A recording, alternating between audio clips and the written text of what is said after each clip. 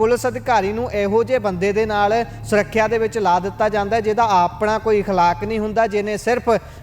जुत्तियां चट के जां कह लो भी पॉलिशां मार मार के कोई अहुदा हथियाया हुंदा है। उहदा दरवाजा सब तो पहला वो मुलाजम खोलदा है, पर जदों वो मुलाजम दरवाजा खोल के फड़दा है तो वो आप अंदर वड़ जाते हैं, मुलाजम बाहर खड़े रह जाते हैं, या फिर मुलाजमां नूं सिर्फ तो सिर्फ दाल मखनी मठियाइयां जां होर समान ढाउण दे लई रख लिया जाता है। वो लोग जिहड़े ये कह के धड़ल्ले दे नाल सत्ता दे विच आए सी कि भाई असीं तां नवीआं लीहां पाउणीਆਂ ने, नवीआं पैड़ां पाउणीਆਂ ने, क्योंकि असीं आम आदमी आ। पर आम आदमी वाली गल तो कोई भी नहीं जापदी। आए दिन कोई ना कोई व्यक्ति अपने आप ते हमला करा के कह दिंदा है कि मैनू Z+ सुरक्षा चाहिए है जां मैनू सुरक्षा चाहिए है जिस दे नाल मेरे ते किसी तरीके का अटैक ना होवे, मैनू थ्रैट है। पर थाणिਆਂ ਦੇ ਵਿੱਚ ਜਿਹੜੀ निर्धारित नफरी है, चाहिदी नफरी है, वो इन्नी है नहीं। हरेक किसी नूं थोड़े थोड़े सुरक्षा कर्मी दे के उन्हां दी सुरक्षा च लाए हुए ने कि भाई तुसीं सुरक्षित रहो, पंजाब दे लोकां दा की है वो मरन खपण जो मर्जी होगी। इस ते नज़रसानी की जाऊगी कि सुरक्षा दी क्यों गई सी ते जिन्ना समा भी ये सुरक्षा रही है उस समय पंजाब के सरमाए चों कितना पैसा बर्बाद होया है। पंजाब के पैसे ते पंजाब के सरमाए की बर्बादी की एक होर तस्वीर बीते दिन उस समय सामने आई जदों पंजाब के कार्यकारी DGP गौरव यादव हुणी पटियाला दे विच प्रैस नूं संबोधन करदिआं ये कहंदे ने कि असीं अरविंद केजरीवाल नूं दित्ती हुई सुरक्षा वापस लै लई है ते भाई तुहानूं उन्हां नूं सुरक्षा देण लई क्या कहने सी, की लगदे ने पंजाब दे अरविंद केजरीवाल। वो एक पार्टी दे नुमाइंदा ने, एक पार्टी दे आगू ने ते दूसरे नंबर ते 3 बार दिल्ली दे CM रह चुके ने। इस तो ज़्यादा पंजाब दे नाल उन्हां दा की लागा तेगा है जिस करके उन्हां नूं जिहड़ी थ्रैट आई है उस करके पंजाब दी सुरक्षा वो भी Z+ उन्हां नूं दित्ती गई। पंजाब दे किन्ने ही मुलाजम उन्हां दे अगे पिछे गेड़े कढ़दे होणगे, होर किन्ने अधिकारी ने, होर किन्ने MLA ने, जरनैल सिंह जिहड़े ने जिहड़े पंजाब दे विच कोआर्डीनेट कर रहे सी 2022 दीआं विधान सभा चोणां समय, उन्हां दे नाल भी दस्सिया जा रहा है कि पंजाब दे पुलिस कर्मी लगे हुए ने।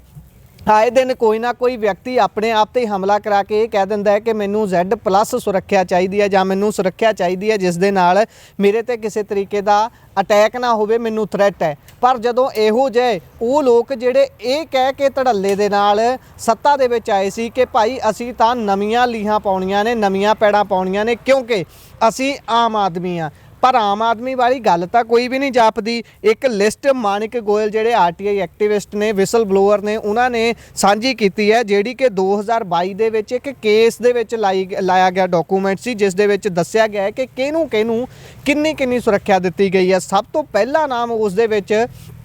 दिल्ली के साबका मुख्य मंत्री अते आम आदमी पार्टी के कन्वीनर अरविंद केजरीवाल दा है। उन्होंने पंजाब दे वलों पंजाब के खजाने चों पैसों के नाल अन्नेवाह पैसे की दुरवरतों करदिआं होइआं Z+ सुरक्षा दी हुई है जिस दे विच करीब 50 तो 60 मुलाजम हुंदे ने, गड्डियां हुंदियां ने, होर किन्ना सरमाया लगदा है। दूसरे नंबर ते पंजाब दा मुख्य मंत्री है जिहड़ा कि टैक्नीकली पंजाब नूं चलाउण वाला वो व्यक्ति है जिसने पंजाब की बागडोर सामभणी हुंदी है। पर उन्हां दे लई मैनूं जापदा है जां सानूं जापदा है कि उन्हां दे लई अपनी पार्टी का कन्वीनर सब तो ज़्यादा जरूरी है। पंजाब दे विच आए दिन लुट्टां खोहां हो रही ने, मजीठा हलके की गल कर लो, थां थां धमाके हो रहे ने, बाकी सारे पंजाब दे विच हाहाकार मची हुई है। ये पहलां भी मचदी सी, पर जदों असीं इस गल ते ध्यान मारदे हां कि पंजाब दे विच पुलिस की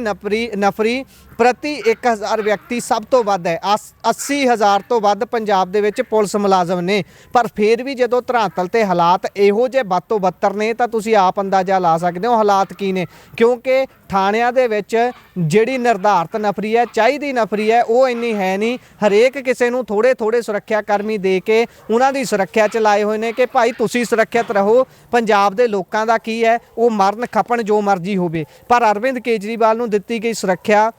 ये किन्ने क्यों जरूरी सी? कल नूं तां किसी होर स्टेट के किसी मुख्य मंत्री नूं, किसी होर नुमाइंदे नूं जदों थ्रैट हो जूगी उदों पंजाब का फर्ज है, पंजाबियों का फर्ज है जां पंजाब के पैसे दे नाल उन्हां दी राखी करोगे कि भाई राजस्थान का जां फिर गुजरात का जिहड़ा CM है उहदे भी उन्होंने भी डैथ थ्रैट है अते उन्हां दी राखी करो जाके भाई पंजाब के पुलिस मुलाजम भेज दिओ। ये किते ना किते पुलिस मुलाजमां दी भी डिगनिटी का सवाल है, उन्हां दे स्वै मान का भी सवाल है, क्योंकि एक पुलिस अधिकारी ਨੂੰ ਇਹੋ ਜਿਹੇ ਬੰਦੇ ਦੇ ਨਾਲ ਸੁਰੱਖਿਆ ਦੇ ਵਿੱਚ ਲਾ ਦਿੱਤਾ ਜਾਂਦਾ ਜਿਹਦਾ ਆਪਣਾ ਕੋਈ ਅਖਲਾਕ ਨਹੀਂ ਹੁੰਦਾ, ਜਿਹਨੇ ਸਿਰਫ ਜੁੱਤੀਆਂ ਚੱਟ ਕੇ ਜਾਂ ਕਹਿ ਲਓ ਵੀ ਪੌਲਸ਼ਾਂ ਮਾਰ ਕੇ ਕੋਈ ਅਹੁਦਾ ਹੱਥੇ ਆਇਆ ਹੁੰਦਾ, ਜਿਹਦੇ ਲਈ ਨਾ ਤਾਂ ਕੋਈ ਉਸ ਦੀ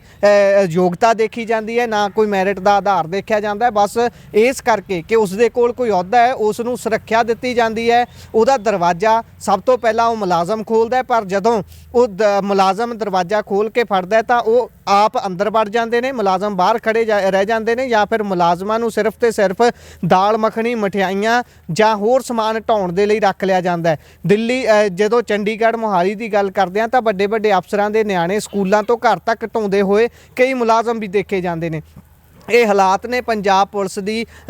ਉਹ ਨਫਰੀ ਦੇ ਜਿਹੜੀ ਸਭ ਤੋਂ ਵੱਧ ਹੈ ਪੰਜਾਬ ਦੇ ਵਿੱਚ ਪ੍ਰਤੀ 1000 ਵਿਅਕਤੀ ਦੇ ਨਜ਼ਰੀਏ ਦੇ ਨਾਲ ਜੇ ਪੂਰੇ ਭਾਰਤ ਵਿੱਚ ਦੇਖਣਾ ਹੋਵੇ। ਪਰ ਅਰਵਿੰਦ ਕੇਜਰੀਵਾਲ ਨੂੰ ਦਿੱਤੀ ਗਈ ਸੁਰੱਖਿਆ ਵਾਪਸ ਤਾਂ ਲੈ ਲਈ ਗਈ ਹੈ, ਪਰ ਕੀ ਇਸ ਤੇ ਨਜ਼ਰਸਾਨੀ ਕੀਤੀ ਜਾਊਗੀ ਕਿ ਇਹ ਸੁਰੱਖਿਆ ਦਿੱਤੀ ਕਿਉਂ ਗਈ ਸੀ ਤੇ ਜਿੰਨਾ ਸਮਾਂ ਵੀ ਇਹ ਸੁਰੱਖਿਆ ਰਹੀ ਹੈ ਉਸ ਸਮੇਂ ਪੰਜਾਬ ਦੇ ਸਰਮਾਏ 'ਚੋਂ ਕਿੰਨਾ ਪੈਸਾ ਬਰਬਾਦ ਹੋਇਆ ਤੇ ਇਹ ਸਾਰਾ ਪੈਸਾ ਜਿੰਨਾ ਵੀ ਬਰਬਾਦ ਹੋਇਆ ਸੀ ਉਹ ਕਿਸ ਤਰੀਕੇ ਦੇ ਨਾਲ ਦੁਬਾਰਾ ਖਜ਼ਾਨੇ 'ਚ ਆ ਸਕਦਾ, ਕਿਉਂਕਿ ਖਜ਼ਾਨਾ ਤਾਂ ਆਏ ਦਿਨ ਲੁੱਟਿਆ ਜਾ ਰਿਹਾ ਹੈ, ਆਏ ਦਿਨ ਖੱਲਾਂ ਖੂੰਜੇ ਫਰੋਲੇ ਜਾ ਰਹੇ ਨੇ ਕਿ ਕਿਸੇ ਤਰੀਕੇ ਨਾਲ ਪੰਜਾਬ ਦੀ ਜਿਹੜੀ